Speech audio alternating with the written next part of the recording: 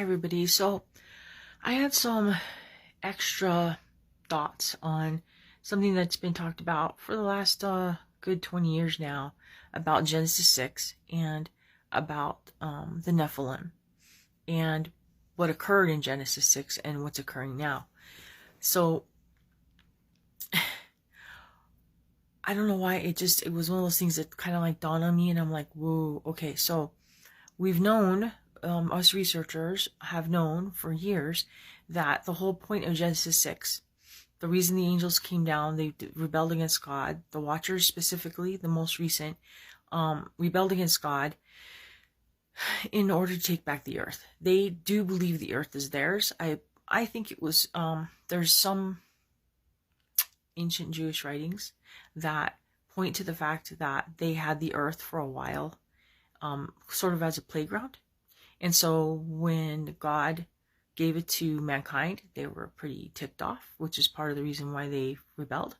But the only reason that they came down, and that's the only reason they came down to take us as wives, is that we had to give them permission.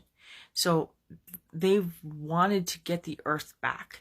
And they did get that back for a while, the earth lease, the authority in the earth when even Adam and Eve ate the apple. But then Jesus came and got it back for us, okay? However, they're trying to get it back again. And I really didn't see that coming. I knew that the latest mRNA technology, the gene editing stuff, that was basically changing your humanity, and that you would stop being human, which it's been talked about already in the Supreme Court about how we'd be non-humans once we change our genetics. But there's an implication to that, and that implication is, once again, we give up our authority. So if you're a Christian and you manipulate your DNA, and I don't know where the line is to where you manipulate enough of it to where you are considered under God no longer one of his creations, but I'm not taking a chance, not even with one shot. But wherever that line is, that minute that happens, you no longer have authority on the earth. And we may not see much happen in our lives, but think about this. We know that intention changes things. We know that we can do, like, well, we've talked about the rice experiment, the bread experiment, where your words, you can write the words on the bottle or on the thing, and the rice will be preserved if it's good words, and it won't be if it's bad words. Your intentions can preserve a piece of bread from molding. If you set the intention on the bread and leave it for a month, you can see the difference between one you have and have it. That's intention.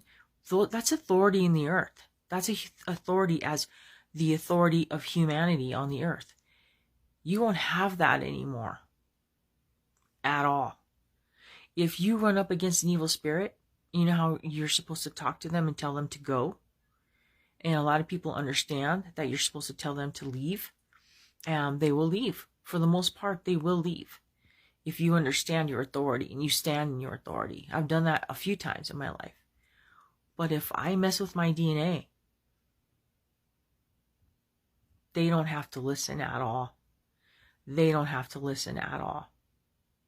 Even if you invoke the name of Jesus, it doesn't matter to them, because you don't have that authority anymore, because you're no longer human anymore. And Jesus brought that authority back for humanity to use. So, yeah, there's bigger implications with messing with your genetics. I would suggest not doing it. Thanks.